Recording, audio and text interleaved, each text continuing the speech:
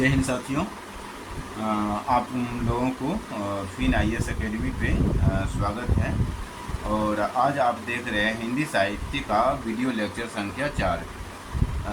इसके अंतर्गत आप आज का विषय वस्तु देखेंगे। तो प्रश्न पत्र जो एक है, हिंदी साहित्य में 2 पेपर होते हैं, प्रश्न पत्र 1 और प्रश्न पत्र 2। तो प्रश्न पत्र 1 के अंतर्गत खंड क और खंड ख में विभाजित किया जाता है। तो हम खंड क का जो है पढ़ना, खंड क के बारे में जो सिलेबस है उसको अध्ययन करना हम स्टार्ट किए थे। तो खंड क में जो दिया गया है वो है हिंदी भाषा और नागरी लिपि का इतिहास लिखा गया है। और इसके अंतर्गत 1, 2, 3, 4, 5, 6, 7, 8 इसी प्रकार से पॉइंट बाय पॉइंट दिया गया है सिलेबस। तो हमने एक पॉइंट का जो सिलेबस है वो कंप्लीट कर लिया, यानी पढ़ लिया है। और आज हम दूसरे पॉइंट का जो है जो दूसरा पॉइंट सिलेबस में लिखा हुआ है कि मध्यकाल में ब्रज और अवधि का साहित्यिक भाषा के रूप में विकास, इसको आज हम पढ़ने जा रहे हैं, इसका आज हम अध्ययन करने जा रहे हैं। तो आज आप सीखेंगे, तो यही दूसरा पॉइंट आज सीखेंगे।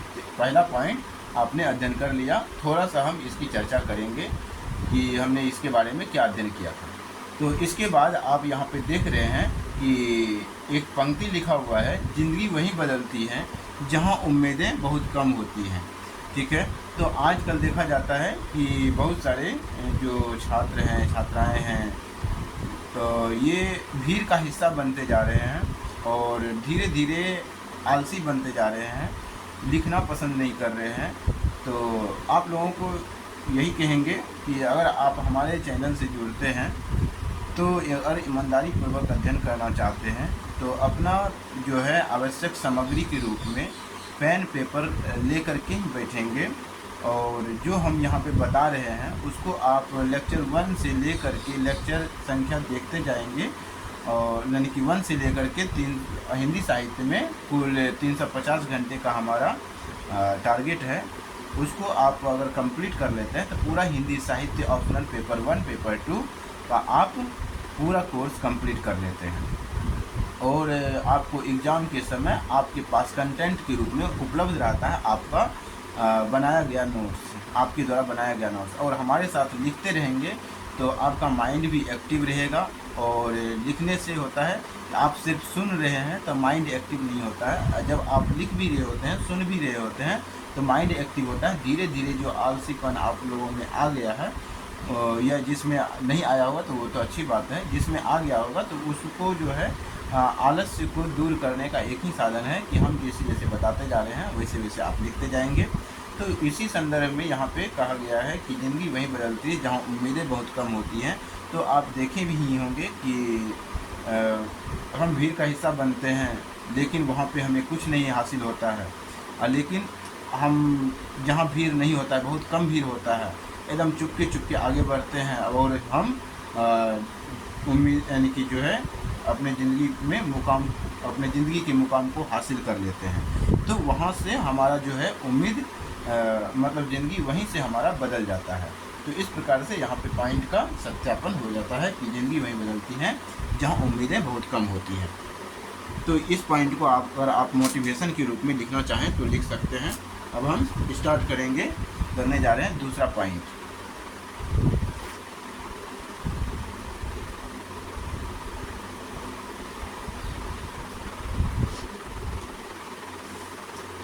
तो थोड़ा सा हम चर्चा कर दे रहे हैं। पहला पॉइंट में आपने क्या पढ़ा था? पहला पॉइंट में आपने पढ़ा था कि अपभ्रंश, अवहट्ट और प्रारंभिक हिंदी की व्याकरणिक तथा अनुप्रयोग स्वरूप के बारे में पढ़ा था।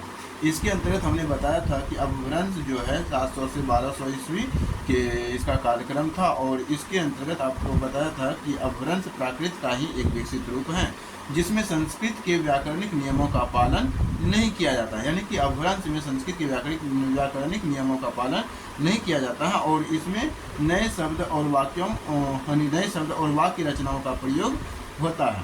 और उसके बाद जो है हम व्याकरणिक विशेषताओं में बिंदु बाय बिंदु, यानी कि पॉइंट 1 में बताए थे कि लिंग और वचन की नियमितता होती है, जिससे शब्द के रूप में परिवर्तन की, जिससे यानी कि लिंग और वचन की अनियमितता होती है व्याकरणिक विशेषताओं में, और इससे क्या होता है, शब्दों के रूप में परिवर्तन होता है। और दूसरा जो हम बताए थे पॉइंट के रूप में, तो कारकों का सरलीकरण होता है, जिससे अभ्रंश मतलब जिसमें मतलब अभ्रंश के कारकों की संख्या कम हो अभ्रंश में कारकों की संख्या कम हो जाती है और उसके रूपों में सरलीकरण हो जाता है। और तीसरा पॉइंट हम बताए थे व्याकरणिक विशेषताओं के अंतर्गत ही कि अभ्रंश में क्रिया के रूपों में परिवर्तन होता है, जैसे कि वर्तमान काल के रूपों में सरलीकरण हो जाना। और चौथा पॉइंट हम बताए थे वाक्य की रचना में परिवर्तन, तो इसके अंतर्गत हमने बताया था जैसे कि शब्दों के क्रम में परिवर्तन होता है, तो उसको हम क्या कह देते हैं, वाक्य की रचना में परिवर्तन हो गया। तो 4 विशेषताओं को हमने देखा था। उसके साथ ही हमने बताया था कि अनुप्रयुक्त स्वरूप जो है, इसके 3 अनुप्रयुक्त स्वरूप होते हैं। मतलब अनुप्रयुक्त स्वरूप में हम ये देखते हैं कि नए शब्दों का प्रयोग हुआ है या नहीं हुआ है। तो नए शब्दों का प्रयोग तो होता है किसमें, अपभ्रंश में, और शब्दों का सरलीकरण होता है और मुहावरों और लोकोक्तियों का प्रयोग किया जाता है। किसके अंतर्गत, तो अपभ्रंश के अंतर्गत। अपभ्रंश के अंतर्गत हमने ये भी बताया था कि अपभ्रंश का जो उत्पत्ति हुआ है यानी विकसित हुआ है, ये प्राकृत से विकसित हुआ है। अपभ्रंश प्राकृत से विकसित हुआ था। और उसके बाद हमने उदाहरण बताया था कि चंद बरदाई द्वारा रचित पृथ्वीराज रासो अपभ्रंश का एक प्रसिद्ध ग्रंथ है। तो उसके बाद हम निष्कर्ष की बात किए थे और अपभ्रंश हम समाप्त कर दिए थे। अपभ्रंश का जो व्याकरणिक और अनुप्रयुक्त स्वरूप एक विकसित और सरल भाषा के रूप में दिखाई देता है, जिसमें नए शब्दों और वाक्य रचनाओं का प्रयोग होता है, और इसका अध्ययन करने से हमें वाक्य रचनाओं का प्रयोग होता है, और इसका अध्ययन करने से हमें हिंदी भाषा के इतिहास और विकास का पता चलता है। तो ये भी हमने बता दिया है निष्कर्ष के रूप में अपभ्रंश के अंतर्गत। पहला पॉइंट जो हमने पढ़ाया था उसका हम अभी रिवीजन करवा रहे हैं, ठीक है। जस्ट हम इस पॉइंट पे आएंगे। उसके बाद हम अभट्ट बताए थे, और जो कि पहला पॉइंट में था क्या, तो प्राकृत ये था अपभ्रंश, अभट्ट और प्रारंभिक हिंदी का व्याकरणिक तथा अनुप्रयुक्त स्वरूप था। तो अपभ्रंश को पढ़ाने के बाद हमने अभट्ट के बारे में चर्चा किया था कि अभट्ट का जो कार्यक्रम था वो 1200 से 1400 ईस्वी के कार्यक्रम था, और अभट्ट अपभ्रंश का जो है विकसित रूप था। यानी कि अपभ्रंश प्राकृत का विकसित रूप था, और अभट्ट जो है अपभ्रंश का विकसित रूप है, जिसमें हिंदी के प्रारंभिक रूप के लक्षण भी दिखाई देने लगता था। तो हिंदी का जो प्रारंभिक लक्षण है, हिंदी के प्रारंभिक रूप के लक्षण जो दिखाई देने लगते हैं वो हमें अभट्ट से दिखाई देने लगते हैं, अर्थात 1200 से 1400 ईस्वी के बीच से हमें हिंदी का जो है रूप दिखाई देने लगते हैं, जिसमें संस्कृत और प्राकृत के शब्दों का मिश्रण होता है। और विशेषताओं की अगर हम बात किए थे, बताएं तो इसके अंतर्गत शब्दों के सरलीकरण होता है, और व्याकरणिक विशेषताओं में हम यह देखते हैं कि शब्दों का सरलीकरण हुआ है या नहीं हुआ है, वाक्य रचनाओं में परिवर्तन हुआ है या नहीं हुआ है। तो इसके अंतर्गत हमने बताया था अभट्ट में शब्दों का सरलीकरण होता है, जिससे वे अधिक सरल और बोलचाल की भाषा में प्रयोग किए जा सकते हैं। इसी प्रकार से हम दूसरा पॉइंट में बताए थे कि अभट्ट में वाक्य रचनाओं में परिवर्तन होता है, जैसे कि शब्दों के क्रम में परिवर्तन हो जाना। और तीसरा जो विशेषता हम बताए थे कि क्रिया के रूपों में परिवर्तन, क्रिया के रूपों में सरलीकरण, ठीक है। तो इसमें हमने बताया था कि अभट्ट में क्रिया के रूपों में सरलीकरण होता है, जैसे कि वर्तमान काल के रूपों में सरलीकरण होना। और चौथा पॉइंट में हम बताए थे कि लिंग और वचन की अनियमितता होती है, और इसी के अंतर्गत हमने बताया था कि अभट्ट में लिंग और वचन की अनियमितता कम हो जाती है और अधिक नियमितता आती है। और फिर अनुप्रयुक्त स्वरूप की बात किए थे। अनुप्रयुक्त स्वरूप में हमने बताया कि नए शब्दों का प्रयोग की बात करते हैं, मुहावरा और लोकोक्तियों की बात करते हैं, साहित्यिक प्रयोग की बात करते हैं। तो अनुप्रयुक्त स्वरूप के अंतर्गत अभट्ट का जो प्रयोग है साहित्यिक रीतियों में होता है, जैसे कि कविता और कहानियों में। और अभट्ट में मुहावरों और लोकोक्तियों का प्रयोग होता है, जो कि भाषा को अर्थपूर्ण बना देता है। और तीसरा में हमने बताया था कि अभट्ट में नए शब्दों का प्रयोग होता है, जो कि प्राकृत और संस्कृत से भिन्न होता है। और इसी के अंतर्गत उदाहरण भी देखे थे। तो अभट्ट में रचित ग्रंथों में सनई दास द्वारा रचित जो आगम खंड हैं, वो आगम खंड और ज्ञान भंडार इसके प्रमुख उदाहरण था, मतलब इसके प्रमुख उदाहरण मतलब अभट्ट के प्रमुख उदाहरण थे। और उसके बाद हम निष्कर्ष लिखे थे। निष्कर्ष के अंतर्गत हम बताए थे कि अभट्ट का जो व्याकरणिक और अनुप्रयोग स्वरूप का विकसित और सरल भाषा के रूप में दिखाई देता है, जिसमें नए शब्द और वाक्य रचनाओं के प्रयोग होता है। इसका अध्ययन करने से हमें हिंदी भाषा के इतिहास और विकास का पता चलता है। ठीक है, और अगर आपने नहीं देखा हमारा वीडियो लेक्चर तो यूट्यूब पे पड़ा हुआ है, वीडियो लेक्चर संख्या 3, उसमें हमने ये सब सारी चीज़ें लिखा दिया है, बता दिया है, तो आप वहाँ से आप नोट कर सकते हैं। और इसी के अंतर्गत पहला पॉइंट के अंतर्गत ही एक पॉइंट और था प्रारंभिक हिंदी। तो प्रारंभिक हिंदी की अगर हम बात करें तो प्रारंभिक हिंदी का जो है 1400 से 1800 ईस्वी में इसका कार्यक्रम है।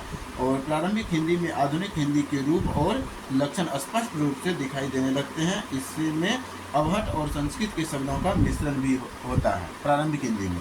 और व्याकरणिक विशेषताओं की बात करें तो प्रारंभिक हिंदी में शब्दों का सरलीकरण होता है, जिससे वे अधिक सरल और बोलचाल की भाषा में प्रयोग किए जा सकते हैं। और वाक्य रचनाओं की बात करें तो प्रारंभिक हिंदी में वाक्य रचनाओं में परिवर्तन होता है, जैसे कि शब्दों के क्रम में परिवर्तन होना। और फिर तीसरा चौथा पॉइंट भी हमने बताया था इसी के अंतर्गत व्याकरणिक विशेषताओं के अंतर्गत कि प्रारंभिक हिंदी में क्रिया के रूपों में विकास होता है, जैसे कि वर्तमान काल और भूतकाल, वर्तमान काल, भूतकाल, भविष्य काल के रूपों में परिवर्तन हो जाना। तो ये क्रिया के रूपों में विकास की बात किए थे। और लिंग वचन की नियमितता के बारे में भी बात किए थे। प्रारंभिक हिंदी में लिंग और वचन की नियमितता अधिक होती है। उसके बाद अनुप्रयोग स्वरूप की बात किए थे। तो अनुप्रयोग स्वरूप में बताया था कि प्रारंभिक हिंदी में नए शब्दों का प्रयोग होता है जो कि अभट्ट और संस्कृत से भिन्न होते हैं।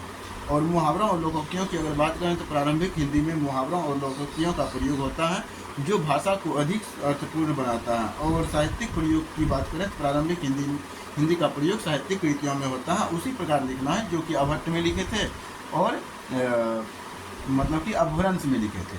तो फिर यहाँ पे जैसे कि कविता और कहानियों में।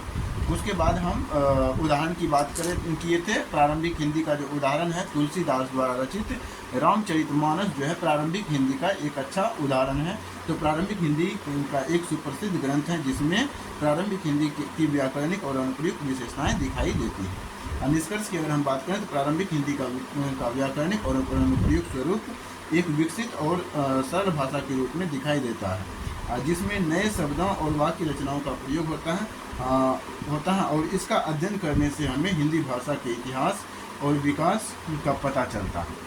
तो इस प्रकार से हम पहला पॉइंट रिवीजन भी कर चुके हैं। तो यहाँ पे पहला पॉइंट यहाँ पे रिवीजन लिख सकते हैं। आज का जो मुख्य विषय वस्तु है रिवीजन भी था, रिवीजन भी हमने कंप्लीट कर लिया है। अब हम दूसरे पॉइंट की ओर आगे बढ़ेंगे।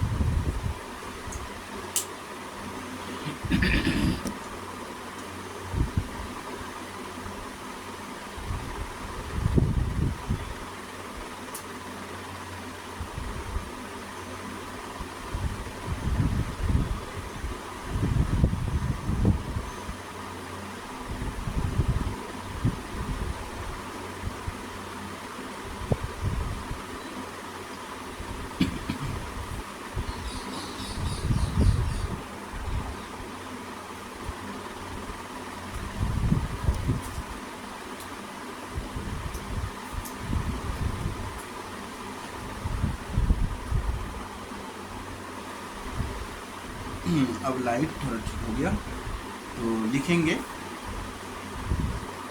मध्यकाल में पहले हेडिंग लगाना है, हेडिंग देना है क्या, तो मध्यकाल में, यानी दूसरा पॉइंट हम पढ़ने जा रहे हैं तो अभी नहीं कंप्लीट नहीं हुआ है, इसको हटा देते हैं। तो मध्यकाल में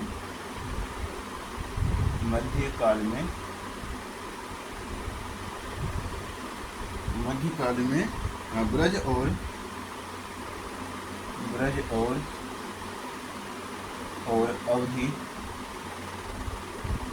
मध्यकाल में ब्रज और अवधि का साहित्यिक भाषा के रूप में, साहित्यिक भाषा के रूप में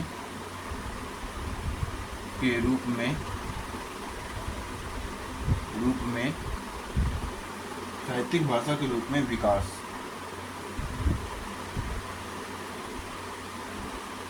ठीक है, तो इसको हम दो भागों में बांटेंगे। पहले दो भागों में बांटेंगे कैसे, तो ये पार्ट जो होगा हमारा, ये पार्ट हो जाएगा और इसके अंतर्गत बी पार्ट हो जाएगा। कौन कौन, तो पहले ब्रज को देखेंगे।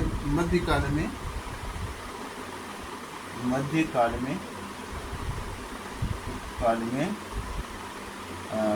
ब्रज, मध्यकाल में ब्रज का साहित्यिक भाषा के रूप में, साहित्यिक भाषा के रूप में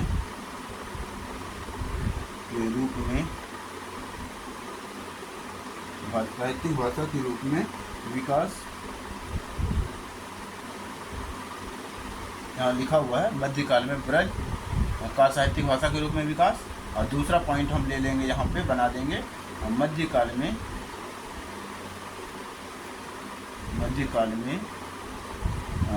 अवधि का साहित्यिक भाषा के रूप में, साहित्यिक भाषा के रूप में विकास। ठीक, तो उसके बाद हम अब हम पहले पॉइंट की चर्चा करेंगे। हो सकता है कि आज का लेक्चर पहले पॉइंट पे ज़्यादा फोकस रहे। टाइम अगर बचेगा तो हम इसमें प्रवेश करेंगे, नहीं तो ये लेक्चर संख्या 5 में हम इसको कवर करवाएंगे। अगर टाइम बचता है तो हो सकता है इसी में हम कवर कर दें, वो डिपेंड करता है कि हम कितना, यानी कि कितना टाइम लगता है, उस पर बात करेंगे। ठीक है, उस पर डिपेंड करता है कि हमारा बी पॉइंट स्टार्ट होगा कि नहीं। तो पहले हम आज ए पॉइंट को ज़्यादा चर्चा करेंगे, मतलब टाइम बचता है तो इसको भी हम ख़त्म करेंगे।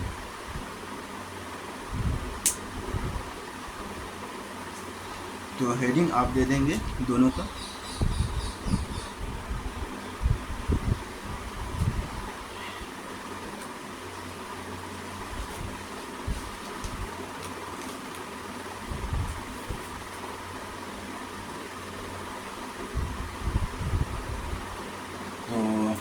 अगर आप हेडिंग दे दिए होंगे अलग अलग, तो इसको अब हम हटा दे रहे हैं। ठीक है, इसको अब हम हटा दे रहे हैं। आप अलग से इस पॉइंट को हेडिंग दे करके, कहे कि अब हम इस पॉइंट को स्टार्ट करने जा रहे हैं, तो अब अलग से इसी पॉइंट का हेडिंग देना है और इसके अंतर्गत लिखना है। ये तो हम ही हटा देते हैं, हम ही इसको, ताकि आपको समझ में आ जाए।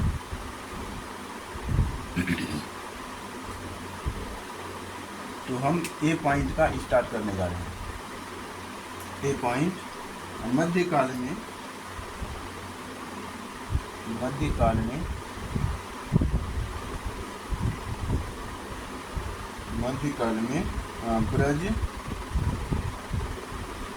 ब्रज भाषा का या ब्रज का साहित्यिक भाषा के रूप में, साहित्यिक भाषा के रूप में विकास। ठीक है, साहित्यिक भाषा के रूप में विकास। तो ये हम स्टार्ट करने जा रहे हैं। अब पॉइंट बाय पॉइंट लिखते जाएंगे। पहला पॉइंट में, यानी पहला जो हमें लिखना है, इसी का पॉइंट लिखना है कि मध्यकाल में ब्रज भाषा एक प्रमुख साहित्यिक भाषा के, मतलब इंट्रो एक प्रकार का होता है, जो इंट्रो मतलब होता है परिचय इसका। तो मध्यकाल में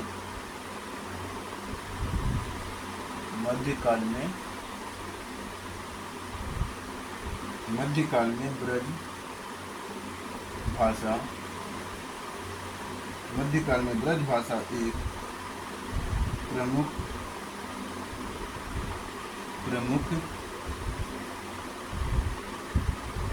प्रमुख मध्यकाल में ब्रज भाषा एक प्रमुख साहित्यिक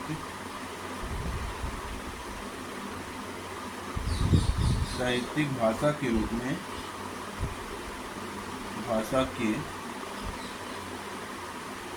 में साहित्यिक भाषा के रूप में विकसित हुई।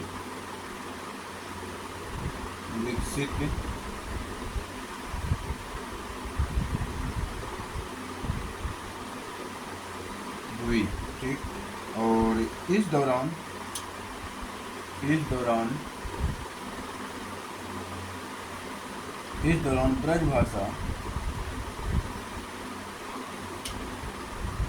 ब्रज भाषा में कई महत्वपूर्ण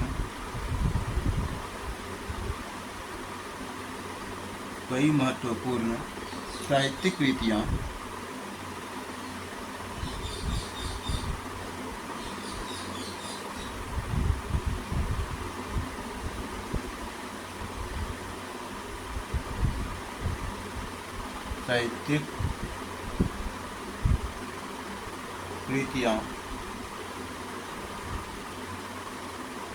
साहित्यिक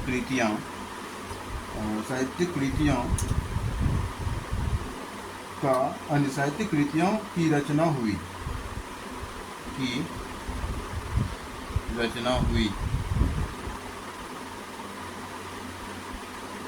जिन्होंने हिंदी साहित्य को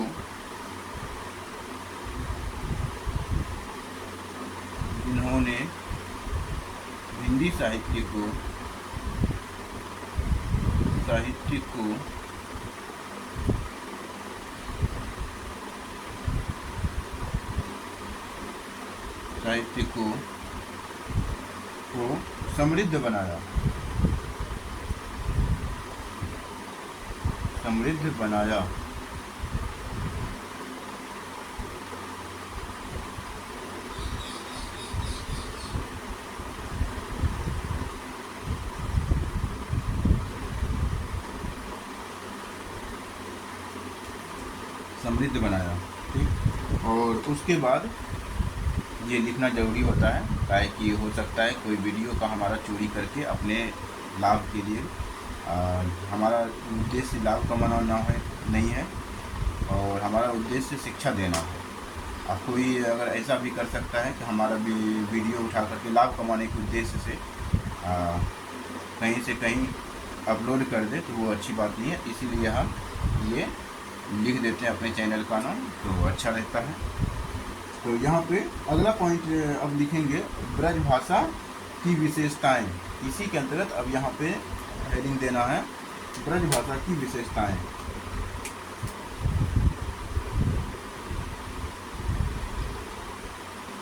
ब्रज भाषा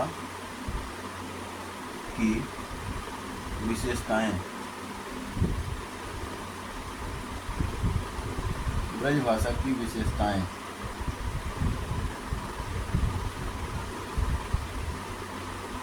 तो ब्रज भाषा की जो विशेषताएं हैं, निम्नलिखित विशेषताएं हैं। आप लिखेंगे कि सरल, और यहाँ पे लिख देंगे निम्नलिखित विशेषताएं हैं। निम्नलिखित विशेषताएं हैं।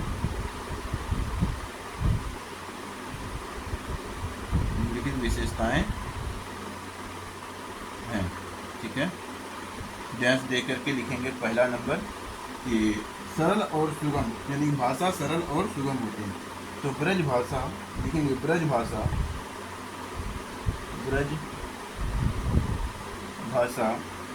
सरल और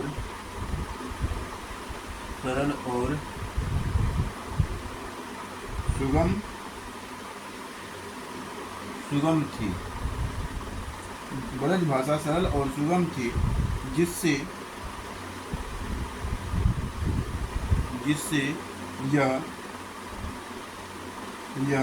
जनसाधारण की भाषा बन गई। जिससे यह जनसाधारण की भाषा बन गई।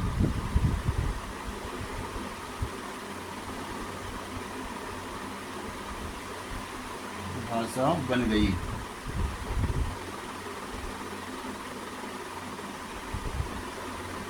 बन गई। इसको ऐसे भी लिख सकते हैं, बन गई। ठीक है। तो ये ये है, ये ई है, बन गई। ठीक है, तो ज़्यादा जो है उच्चारण के नज़दीक जो है ये है, और ये कम उच्चारण के नज़दीक है। तो ज़्यादा आप, हालांकि प्रचलन में दोनों है, लेकिन ज़्यादा उच्चारण के नज़दीक ये होने के कारण इसको हम ज़्यादा यूज करते हैं, तो ये ज़्यादा सही है। ठीक है, दूसरा पॉइंट हो गया कि दूसरा जो पॉइंट है काव्यात्मकता, यानी कि काव्यात्मकता का दूसरी विशेषताएं जो है, तो लिखेंगे ब्रज भाषा में, ब्रज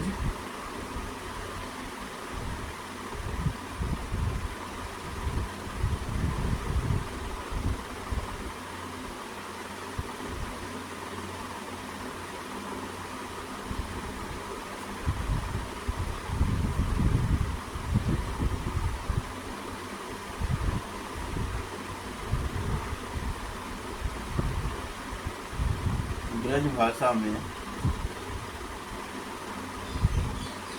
ब्रज भाषा में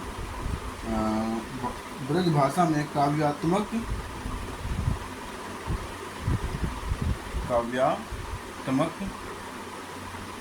ब्रज भाषा में काव्यात्मक गुण थे, जिससे यह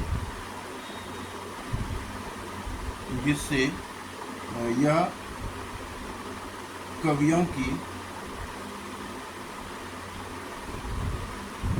की पसंदीदा भाषा बन गई, पसंदीदा भाषा बन गई। ठीक है, तो ब्रज भाषा की जो विशेषताएं, निम्नलिखित विशेषताएं हैं। पहली विशेषताएं, ब्रज भाषा सरल और सुगम थी, जिससे यह जनसाधारण की भाषा बन गई। और ब्रज भाषा में यानी कि काव्यात्मक गुण थे, जिससे यह कवियों की पसंदीदा भाषा बन गई।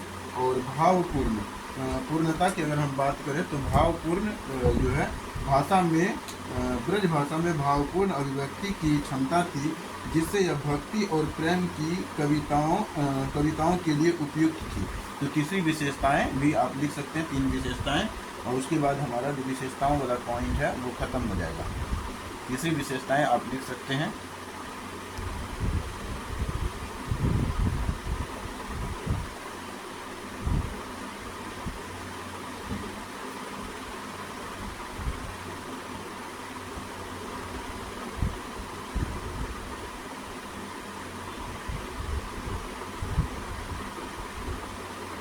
तीसरी विशेषताएं लिखेंगे कि ब्रज भाषा में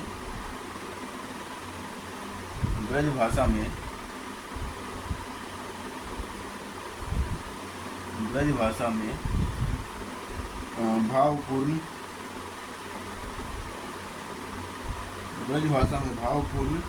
अभिव्यक्ति की क्षमता,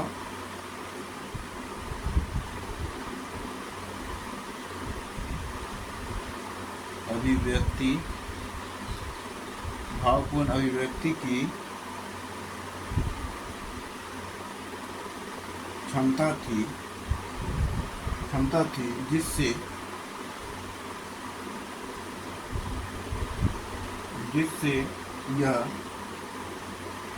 जिससे यह भक्ति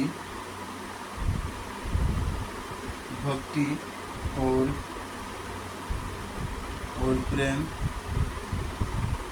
की भाषा,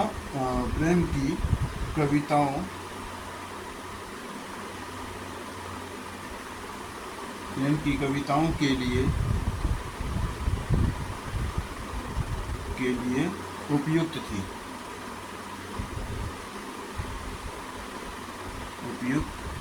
थी।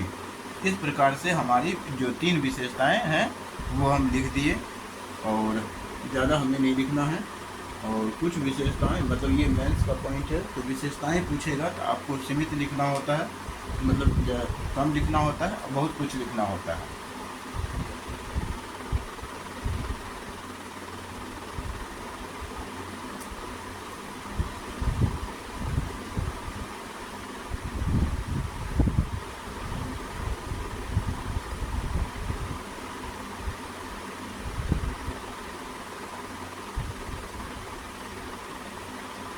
साहित्यिक भाषा के रूप में विकास कैसे होगा? कुछ न कुछ तो ब्रज भाषा में विशेषताएं होगा, कुछ विशेषताएं होने के कारण ही ना इसका विकास होगा मध्यकाल में। तो इस कारण से 3 विशेषताएं हमने पढ़ा।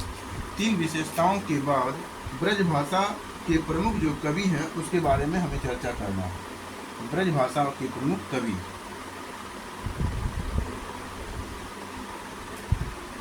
ब्रज भाषा के प्रमुख कवि, ठीक है। जब ब्रज भाषा पूरा ही लिख देते हैं।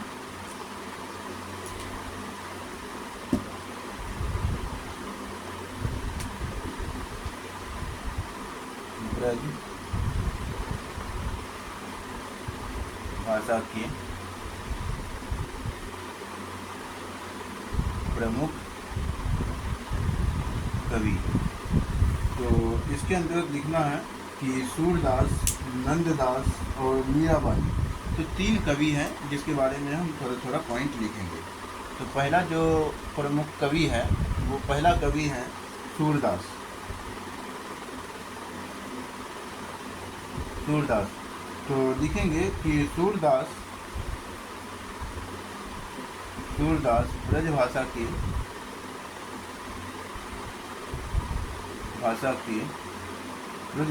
सबसे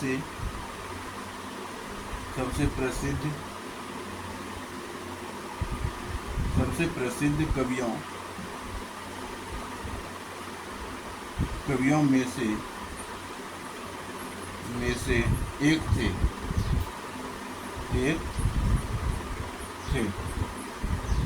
उनकी कविताओं में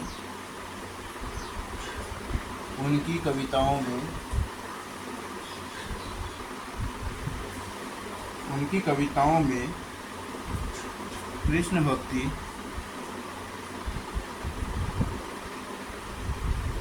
भक्ति की भावनाओं का सुंदर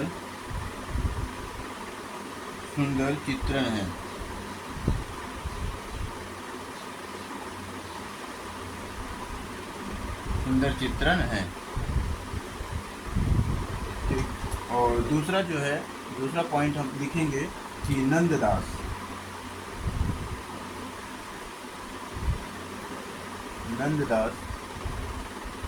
इसके अंदर लिखना है नंददास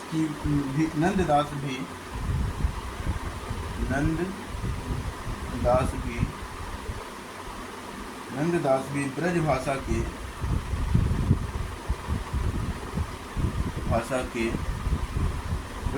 के एक मुख्य कवि थे।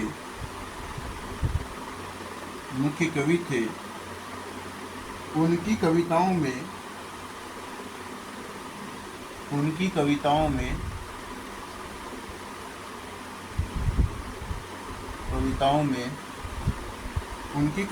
में कृष्ण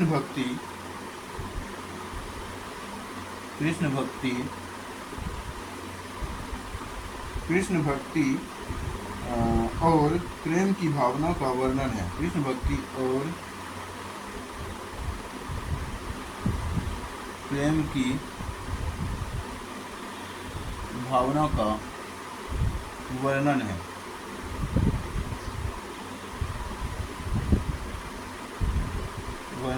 ठीक। और उसके बाद तीसरा में जो हमें लिखना है वो लिखना है मीराबाई।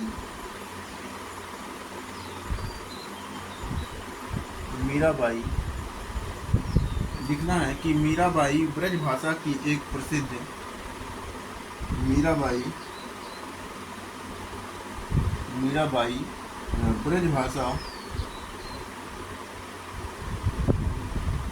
ब्रज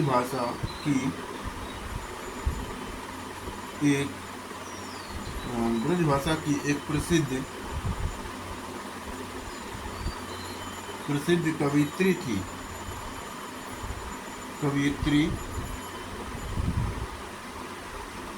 ये कवियत्री थी मीराबाई, कवियत्री थी। उनकी कविताओं उनकी कविताओं में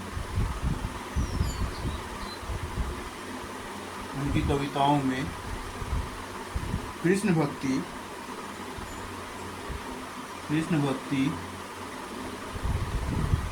भक्ति और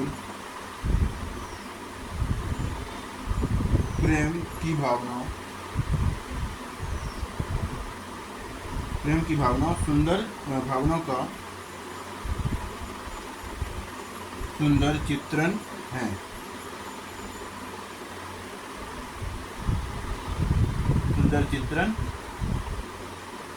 तो ये तीन विशेषता के बाद तीन प्रमुख कवि भी हमने देख लिया है। अब हम इसके जो है ब्रज भाषा के प्रभाव क्या पड़ा है उसकी बात करेंगे।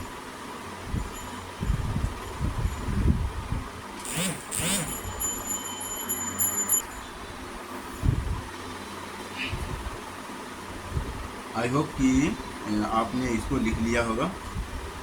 अगर लिख लिया होगा तो हम इसको हटा देते हैं। अगर नहीं लिखा होगा तो आप वीडियो को पॉज करके मतलब रोक करके आप इस पॉइंट को लिख लेते हैं तो अच्छा रहेगा आप लोगों के लिए। अब हम ब्रज भाषा का प्रभाव देखेंगे।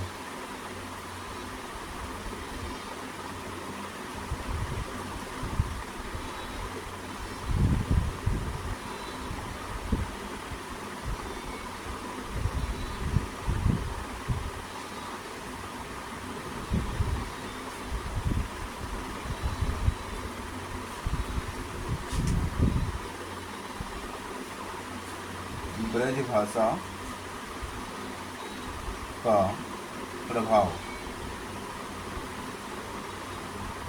भाषा का प्रभाव। तो इसके प्रभाव की अगर हम चर्चा करें तो इसके प्रभाव जो है साहित्यिक प्रभाव हैं, यानी कि साहित्य पर प्रभाव है और भक्ति आंदोलन में योगदान। तो भक्ति आंदोलन पर भी प्रभाव पड़ा है। तो इस दोनों पॉइंट को हम देखेंगे। तो पहला जो प्रभाव है देखेंगे कि पहला पॉइंट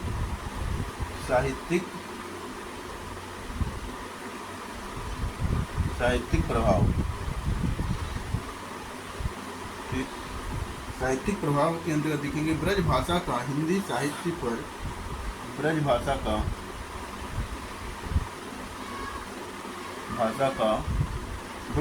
का हिंदी साहित्य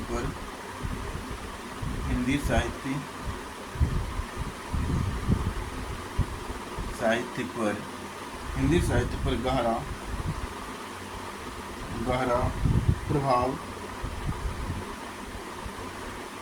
गहरा प्रभाव पड़ा है।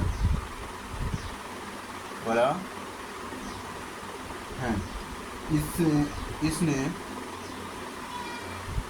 यानी कि ब्रज भाषा ने इसने हिंदी साहित्य को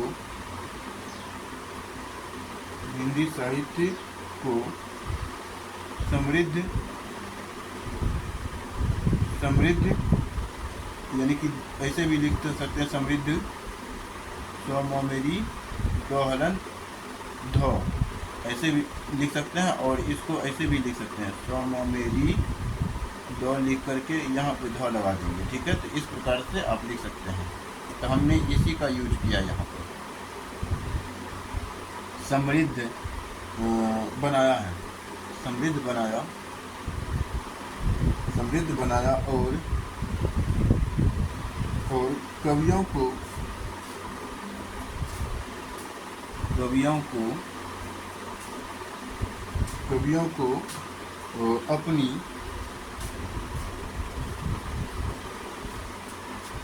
को अपनी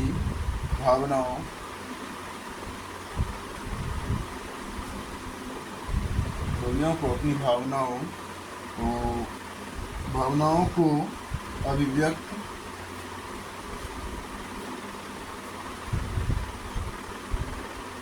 को अभिव्यक्त करने का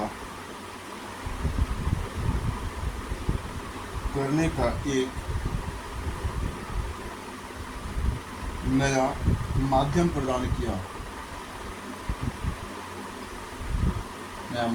प्रदान किया। तो पहला जो प्रभाव है वो साहित्यिक प्रभाव है, और इसके बाद हम दूसरा प्रभाव देखेंगे किस पे। तो दूसरा प्रभाव जो हम देखते हैं वो है भक्ति आंदोलन पे। तो दूसरा प्रभाव जो है साहित्यिक प्रभाव और भक्ति आंदोलन पर प्रभाव। भक्ति आंदोलन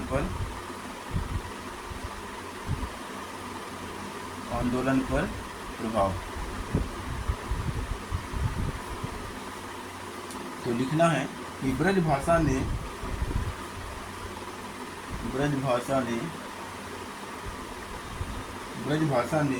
भक्ति आंदोलन को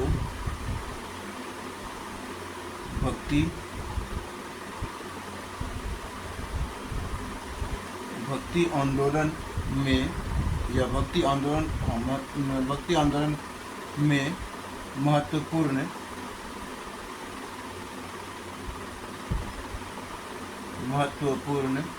भूमिका निभाया या योगदान दिया। तो महत्वपूर्ण योगदान दिया, ठीक। और इसने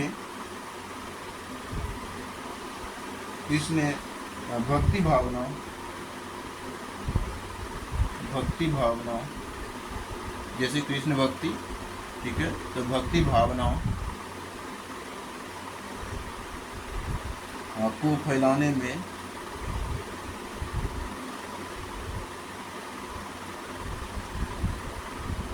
भक्ति भावना को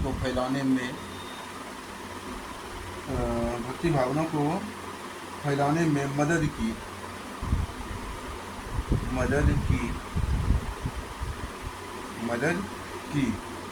और लोगों को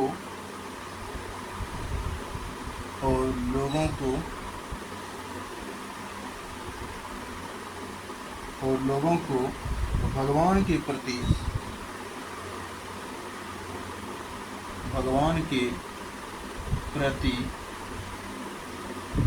प्रति भक्ति भावना से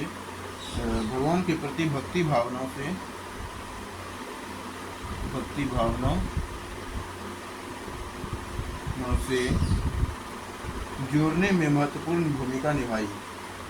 भावनाओं से जोड़ने में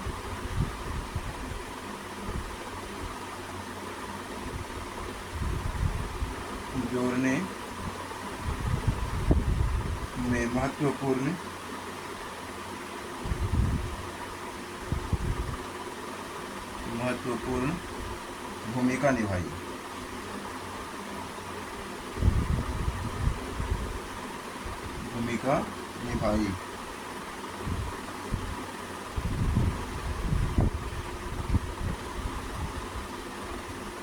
तो इस प्रकार से हमने ब्रज भाषा के प्रभाव भी देखा। अब हम इसके निष्कर्ष की बात करेंगे।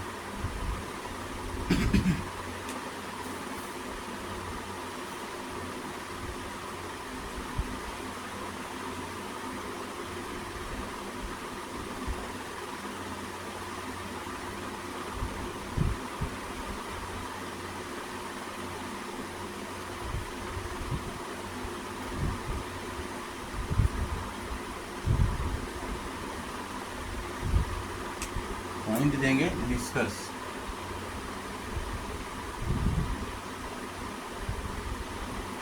निष्कर्ष के अंतर्गत हमें बताना है कि मध्यकाल में ब्रज भाषा एक प्रमुख साहित्यिक भाषा के रूप में विकसित हुई। तो लिखना है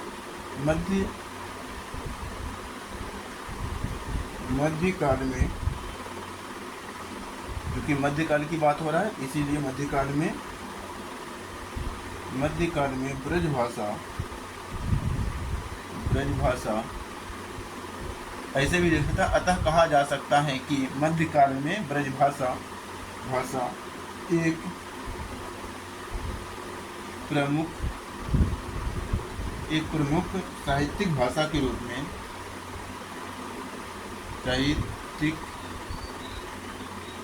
साहित्यिक भाषा के रूप में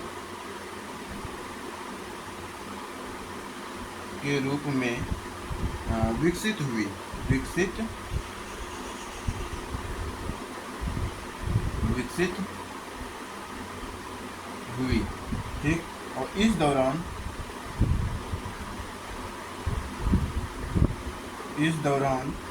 ब्रज भाषा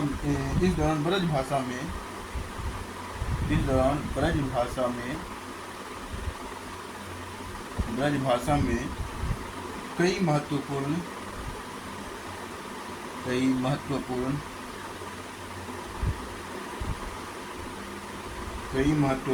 साहित्यिक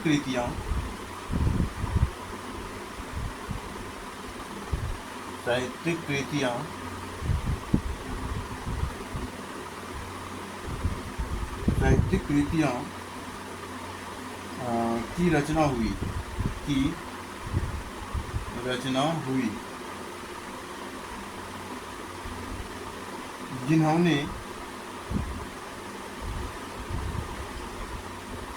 जिन्होंने हिंदी साहित्य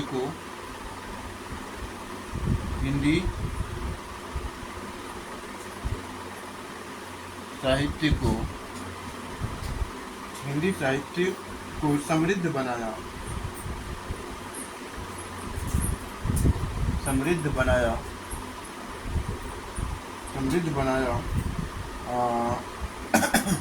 और भाषा की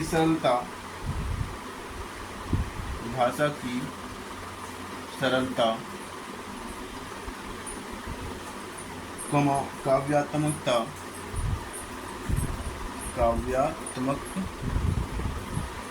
काव्यात्मकता और भावपूर्णता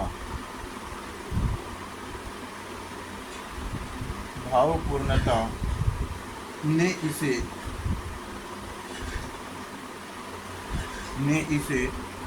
पसंदीदा भाषा बना दिया, यानी ने इसे कवियों की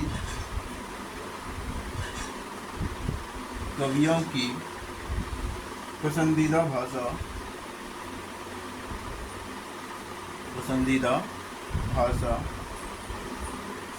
बना दिया।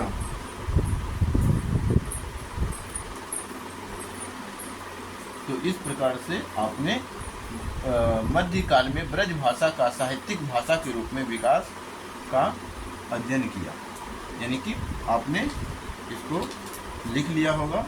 अब हम बी पार्ट पे प्रवेश करने जा रहे हैं, यानी कि अवधी भाषा का साहित्यिक भाषा के रूप में विकास मध्यकाल में, ये देखेंगे।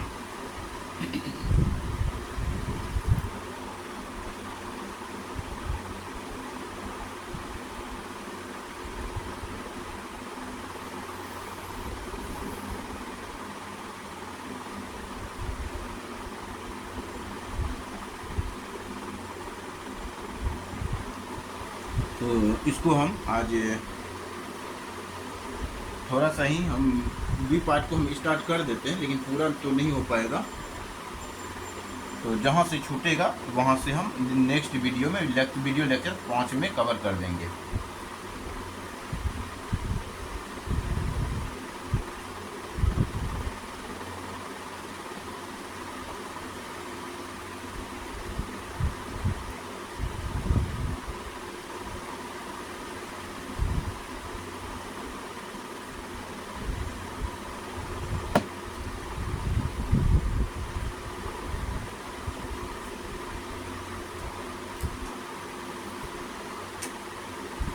हेडिंग देंगे बी पॉइंट, मध्यकाल में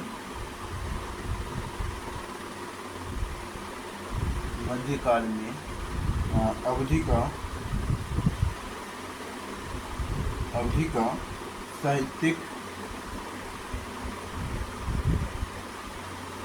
साहित्यिक भाषा के रूप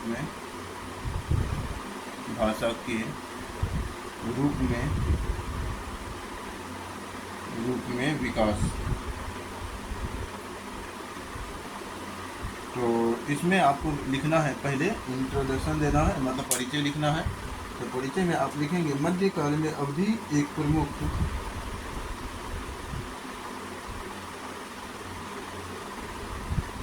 मध्यकाल में अवधि एक प्रमुख साहित्यिक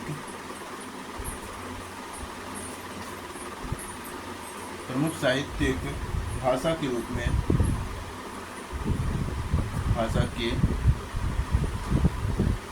में विकसित हुई।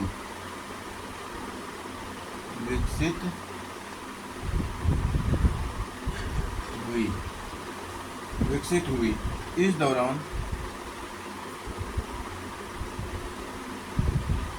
दौरान अवधि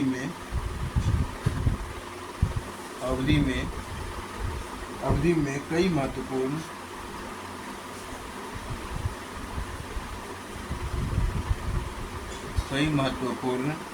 साहित्यिक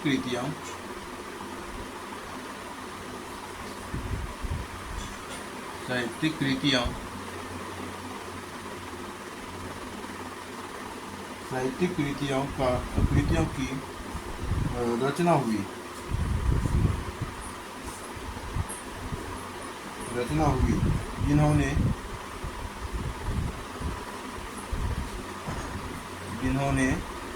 हिंदी साहित्य को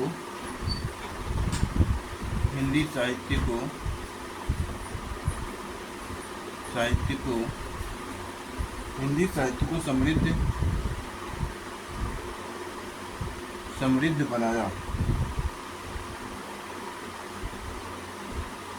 ठीक है, हिंदी साहित्य को समृद्ध बनाया। और फिर अवधि की विशेषताओं में आप लिखेंगे, थोड़ा एक पॉइंट आपको विशेषताओं पॉइंट देना है, बनाना है। अवधि की विशेषताएं,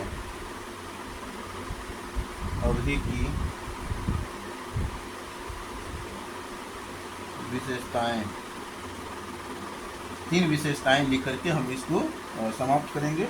और अवधि की प्रमुख जो कवि है, इसको हम अगले दिन बताएंगे कि तुलसीदास, मृग मोहम्मद जायसी के बारे में चर्चा करेंगे। तो यहाँ पे आज हम अवधि की तीन विशेषताओं की बात कर लेते हैं, उसके बाद हम इस क्लास को एंड कर देंगे। ठीक है, तो लिखेंगे कि पहला पॉइंट लिखेंगे कि सरल भाषा, लिखेंगे सरल और सुगम। इसी पॉइंट में आप लिखेंगे अवधि सरल और सुगम थी। अवधि भाषा सरल और सुगम थी,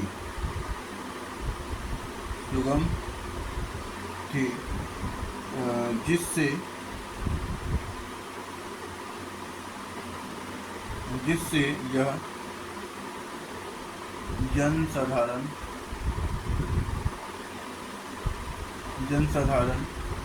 की भाषा बन गई।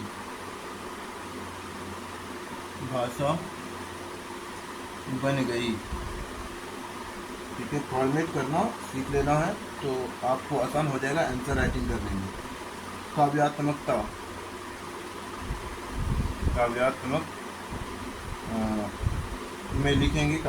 में लिखेंगे कि अवधि में काव्यात्मक गुण थे जिससे यह कवियों की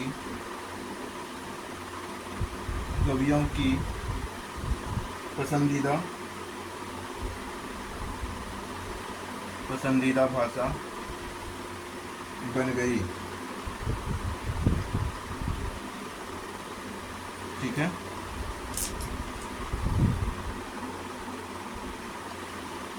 और तीसरा पॉइंट आप लिखेंगे इसमें, यानी कि तीसरा विशेषताएं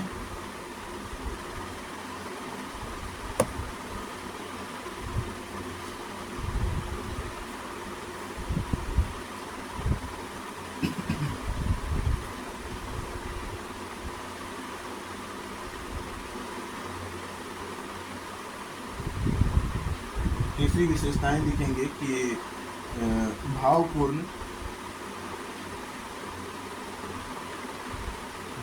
में आपको बताना है कि अवधि में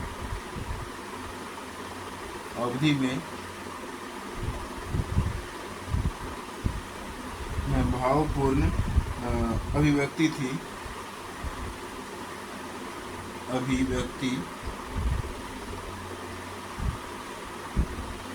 भावपूर्ण अभिव्यक्ति की क्षमता थी,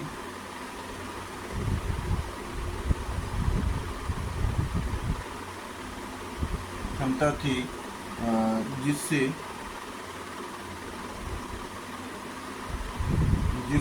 यह कवि अवधि में भावपूर्ण अभिव्यक्ति की क्षमता थी, जिससे यह भक्ति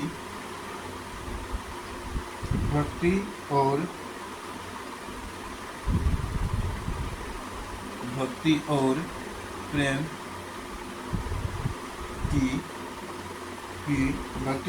की कविताओं के लिए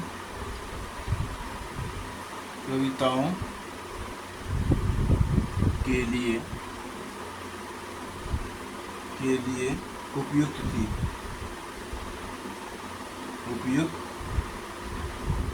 ठीक है। और अब हम टॉपिक दे देते हैं अवधि के प्रमुख कवि, और उसके बाद इसमें अवधि के जो प्रमुख कवि हैं, 2 कवि हैं। तुलसीदास की अगर बात करें तो तुलसीदास अवधि के सबसे प्रसिद्ध कवियों में से एक थे। उनकी कृतियाँ रामचरितमानस अवधि साहित्य की एक अमर कृति है। और मलिक मोहम्मद जायसी भी अवधि के प्रमुख कवि माने जाते हैं। इनके द्वारा यानी कि ये जो है मलिक मोहम्मद जायसी अवधि के एक अन्य प्रमुख कवि हैं, और उनकी कृति जो है यानी रचना जो है परमावत जो है अवधि के महत्वपूर्ण कृतियों में से गिना जाता है। ठीक है, तो इस प्रकार से आप अवधि के बारे में जानेंगे और थोड़ा जानेंगे अगले लेक्चर में, यानी अवधि के प्रमुख कवि के बारे में अगले लेक्चर में जानेंगे। और अवधि का जो प्रभाव है इसके बारे में भी हम जानेंगे कि अवधि का साहित्यिक प्रभाव क्या है, अवधि के भक्ति आंदोलन का प्रभाव क्या है। तो अवधि का जो साहित्यिक प्रभाव पर मतलब अवधि का हिंदी साहित्य पर गहरा प्रभाव पड़ा है, और इसने हिंदी साहित्य को समृद्ध बनाया और कवियों को अपनी भावनाओं को अभिव्यक्त करने का एक नया माध्यम प्रदान किया। यही सब हम अगले लेक्चर में लिखेंगे और बताएंगे भी थोड़ा विस्तार से। इसके बाद हम निष्कर्ष लिख करके समाप्त कर देंगे। आज का हमारा वीडियो का ड्यूरेशन जो है यहीं पे समाप्त हो रहा है। इस कारण से हमें इस लेक्चर को यहीं पे विराम देना पड़ रहा है, नहीं तो इसको हम कंप्लीट करवा ही देते। ठीक है, तो वीडियो का जो ड्यूरेशन है वो यहाँ पे इजाज़त नहीं दे रहा है, दिया हुआ है 59 मिनट का ही हमारा वीडियो का ड्यूरेशन होगा, जिसके कारण से हम इस लेक्चर को हम यहीं पे समाप्त करना चाहेंगे।